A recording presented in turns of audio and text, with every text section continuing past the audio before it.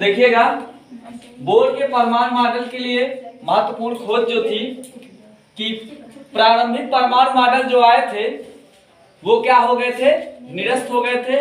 और बाद में जो है परमाणु के अवयवीकरण या उसके जो छोटे छोटे भाग होते हैं किसी परमाणु के या घटक होते हैं उनकी स्थिति को निर्धारित करने के लिए जो है अलग अलग प्रकार के जो है अवधारणाएं या विचारधाराएं दी गई। उसी को हम क्या बोलते हैं, बोर के परमाणु मॉडल के लिए महत्वपूर्ण खोजें। ठीक है ना, मतलब बोर का परमाणु मॉडल जो था उसको सिद्ध करने के लिए जो है कि ये बात सही है कैसे नहीं है, उसी के लिए जो खोज किया गया उसी को हम क्या बोलेंगे, बोर के परमाणु मॉडल के लिए महत्वपूर्ण खोजें। अब उसमें जो है हमारा पहला खोज आता है कि विद्युत चुंबकीय विकिरण, इलेक्ट्रोमैग्नेटिक रेडिएशन। तो विकिरण का तात्पर्य यहाँ जो है तरंगों से है। ठीक है ना, किससे, तरंगों से। और ये कौन सी तरंगे होती हैं, तो एक चीज ध्यान दीजिएगा, ये जो है रेडियोधर्मी होती है, रेडियोधर्मी। आप सोचेंगे रेडियोधर्मी का होता है, ये आज तक सुने थे कि जो है पंजाबी का धर्म होता है, हिंदू का धर्म होता है, मुस्लिम का धर्म होता है ना। लेकिन जो है रेडियोधर्मी का होता है तो रेडियो एक्टिव तत्व तो सुने हैं ना, रेडियो एक्टिव। अभी मत सोचना ये तत्व लाने से घर में सबके जो है 20-20 रेडियो आ जाएगा। ये किरणें जो है बहुत ही पावरफुल होती है। रेडियो एक्टिव जो तत्व होते हैं उनसे निकलने वाली जो किरणें होती हैं वो क्या होती है, बहुत ही पावरफुल होती हैं। जो आपका एक्सरे होता है, अल्ट्रासाउंड होता है, सिटी स्कैन वगैरह होता है, वो सब किसके माध्यम से चलता है, तो रेडिएशन के माध्यम से चलता है। उसमें जो है इन सब का योगदान रहता है। रेडियो एक्टिव जो हमारी रेडिएशन होती है, विकिरण होती है, वो इसी के सहारे चलती है। ठीक है ना। अब जो है हम लोग बात करते हैं अपने पॉइंट पे। देखिए अब इसमें जो है विद्युत चुंबकीय विकिरण सिद्धांत जो था, विद्युत चुंबकीय विकिरण सिद्धांत, इसमें क्या देखा गया कि एक जो है जेम्स मैक्सवेल नाम के जो है वैज्ञानिक थे, सन 1870 में उन्होंने क्या किया कि विकिरण मतलब रेडिएशन, और रेडिएशन क्या एक प्रकार का तरंग है, उसकी जो है प्रकृति। अब मान लीजिए जो तरंग है उसका भी अपना चलने का सिस्टम होगा, कुछ ना कुछ स्पीड होगी, वो कैसे चलती है, सीधी दिशा में चलती है या लहराते हुए चलती है। ठीक है ना, ये सब जानने के लिए जो है इन्होंने क्या किया कि तरंग की प्रकृति का व्याख्या किया, मतलब तरंग कैसे चलती है उस सब का क्या किया, व्याख्या किया। इसी सिद्धांत को हम क्या कहते हैं, विद्युत चुंबकीय विकिरण सिद्धांत। ठीक है ना, इसी को हम क्या बोलते हैं, विद्युत चुंबकीय विकिरण सिद्धांत। बात समझे। एक बार फिर से देखते हैं कि 1870 में जेम्स मैक्सवेल नाम के वैज्ञानिक ने विकिरण की प्रकृति, विकिरण माने क्या होता है, एक तरीके से हम कह सकते हैं तरंग के संदर्भ में बात की जा रही है, कि प्रकृति की व्याख्या करने के लिए एक सिद्धांत प्रस्तुत किया जिसे हम क्या कहते हैं, विद्युत चुंबकीय विकिरण सिद्धांत कहते हैं। ठीक है ना। अब इसमें ये जो है एक बार बताएंगे कि उसमें जो है तरंगदैर्घ्य क्या होता है, आवृत्ति क्या कैसी होती है। ठीक है ना, इन सब उसकी चाल क्या होती है। ठीक, तो यही सब जो हमको पढ़ना है। बस इसको बना लीजिए, इतना बन गया है, लिखिएगा, हेडिंग डाले ना, विद्युत चुंबकीय विकिरण सिद्धांत। इसमें लिखिएगा इस सिद्धांत के अनुसार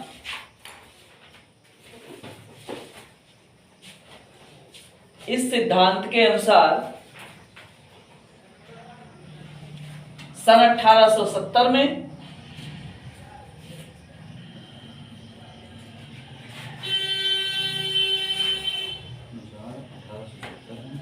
जेम्स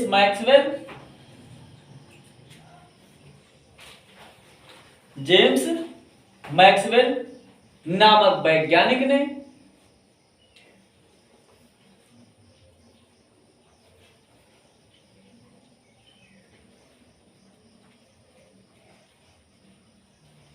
विकिरण ब्रैकेट लिखिएगा तरंगों के संदर्भ में,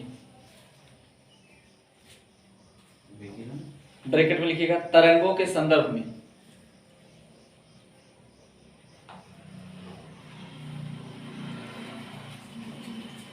की प्रकृति विकिरण की प्रकृति।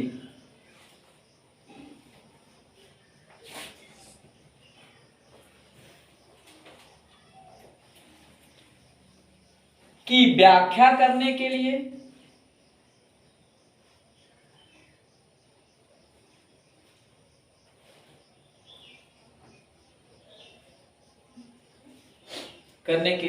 एक सिद्धांत प्रस्तुत किया।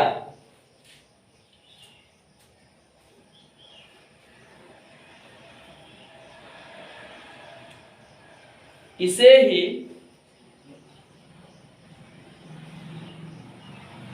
विद्युत चुंबकीय विकिरण सिद्धांत कहते हैं।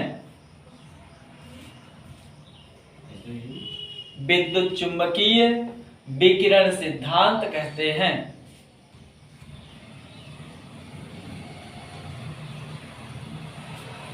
हो गया। अब उसमें हेडिंग डालिएगा नंबर 1 तरंगदैर्घ्य। अब इसमें जो है विद्युत चुंबकीय सिद्धांत को जो है ना अलग अलग बिंदु के आधार पर तो सिद्ध किया जाएगा। तो उसमें पहला बिंदु क्या है? तरंगदैर्घ्य।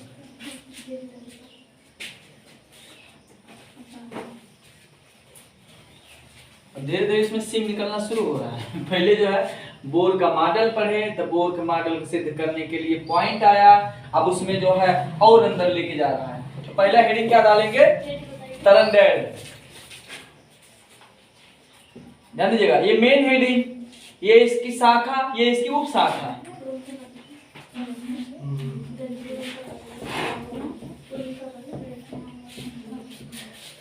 तरंगदैर्घ्य।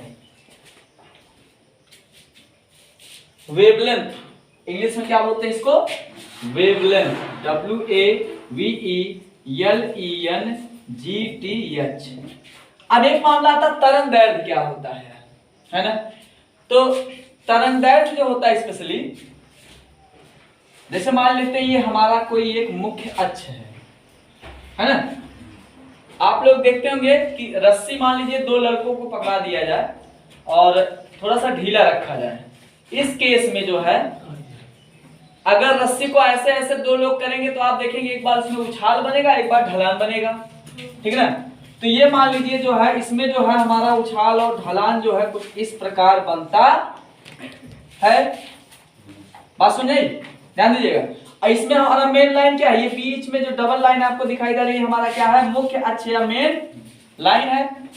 बात समझे? तो ये क्या हो गया? हमारा मुख्य अक्ष हो गया, या हम कह सकते हैं अक्ष हो गया, मुख्य अक्ष या अक्ष।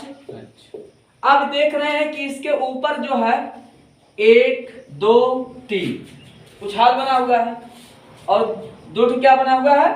ढलान बना हुआ है। तो ऊपर वाले को हम बोलते हैं श्रृंग। अभी सोचेंगे श्रृंग कहाँ बोला गया और कहीं नहीं बोला गया, है ना? शिखर वाला भाग जो होता है इसको हम श्रृंग बोलते हैं, और जो गड्ढा वाला भाग होता है उसको हम क्या बोलते हैं? गर्त बोलते हैं। गा से गर्त माने गड्ढा होवे करता है ना? ऊपर वाले भाग को क्या बोलते हैं? श्रृंग, और नीचे वाले भाग को क्या बोलते हैं? गर्त। लेकिन किसके नीचे? तो जो हमारा अक्ष या मुख्य अक्ष होता है। तो यहाँ पे एक चीज ध्यान देना है, एक श्रृंग ये हो गया नंबर 1, नंबर 2 और नंबर 3 हो गया ना? इसके और इसके बीच की दूरी ले लीजिए आप, आपकी मर्जी है। तो श्रृंग नंबर 1, श्रृंग नंबर 2, तो 2 श्रृंगों के बीच की दूरी, ये बीच में क्या दिखा रहा है? दूरी दिखा रहा है ना? 2 श्रृंगों के बीच की दूरी, और नीचे क्या है? 2 ठो गर्त है, या 2 गर्तों के बीच की दूरी। इसी को हम क्या बोलते हैं? तरंगदैर्घ्य। बात समझे? तो श्रृंग और गर्त क्या होता है? मुख्य अक्ष ले लीजिए आप, एक लाइन खींच दीजिए, उसमें जो है कुछ ऐसे जो है संरचना बनाइए, जैसे मान लीजिए कोई 2 लड़के जो है रस्सी लेके उसको जो ऐसे उछाल रहे हैं, ठीक है ना? छूटने ना पाए रस्सी। अब उसमें आप देखेंगे एक बार जो है संरचना ऊपर की तरफ बनेगी, एक बार नीचे। तो जब ऊपर वाली संरचना बनेगी उसको हम बोलेंगे श्रृंग, और जब नीचे वाली संरचना बनेगी उसको क्या बोलेंगे? गर्त, है ना? तो यहाँ पे जो ऊपर वाली संरचनाएं होती हैं उसमें से आपको कम से कम कितना लेना है? 2।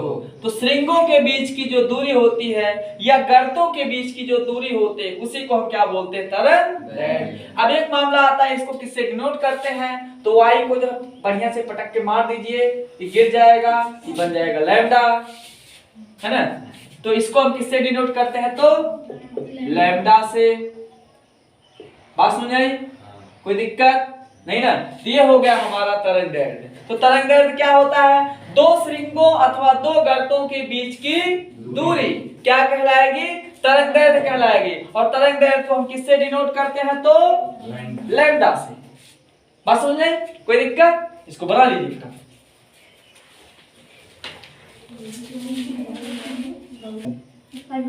अब देखिए, अगर बात की जाए कि जो तरंग दैर्ध्य होता है इसका मात्रक क्या होता है? इसका मात्रक जो एंगस्ट्रॉम, नैनोमीटर और पिकोमीटर, पीएम माने प्राइम मिनिस्टर मत समझिएगा, ये एंगस्ट्रॉम है। ये क्या है? एंगस्ट्रॉम।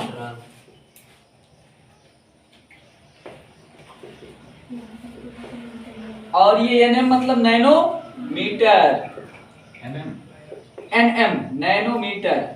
नरेंद्र मोदी मत समझिएगा, पीएम माने प्रधानमंत्री मत समझिएगा, प्राइम मिनिस्टर। पीएम पिकोमीटर, हाँ पीके मीटर नहीं, पिकोमीटर है ना। कोई पी क्या है इसके बाद जब मीटर चलाना शुरू कर दे तो उसको बोलिएगा पिकोमीटर, ऐसा नहीं है। ये सब मात्रक है ना। ये सब क्या है? इसका